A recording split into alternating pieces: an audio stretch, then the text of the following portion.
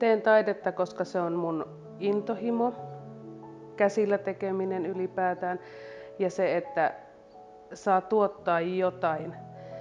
Ja taiteen tekeminen on alun perin lähtenyt itselläni eräänlaisesta terapiatyöskentelystä, että olen ruvennut purkamaan sitä tunteita ja ajatuksia siihen kankaalle, halunnut tehdä niistä kuvia, tuoda niin kuin keinoja ihmisille, että ne näkee sen maalauksen tai kuvan kautta myös, että hekin pystyisivät ikään kuin käsitellä tai samaistumaan niihin asioihin.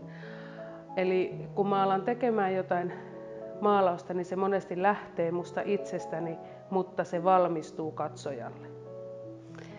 Inspiroidun muista taiteilijoista, kirjallisuudesta ja etenkin niin kuin taidekirjallisuudesta.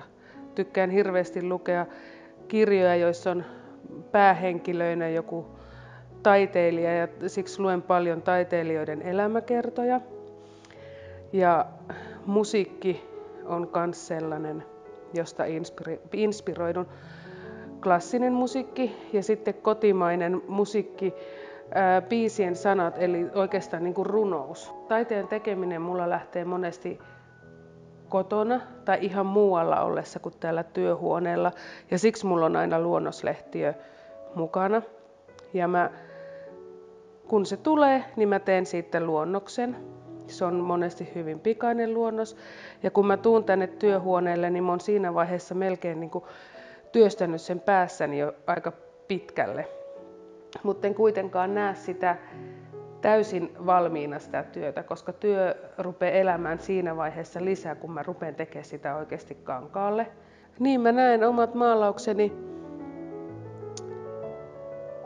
ehkä kun niistä tietää enempi kuin katsoja, niin mä näen ne alkuun just sellaisina oman pään tyhjentämisenä ja terapiamaalauksina. Mutta sitten valmiina, kun mä ne näen, niin kyllä mä näen ne aika paljon niin kuin positiivisena ja toivoa herättävinä ja just sellaista elämänvoimaa antavina.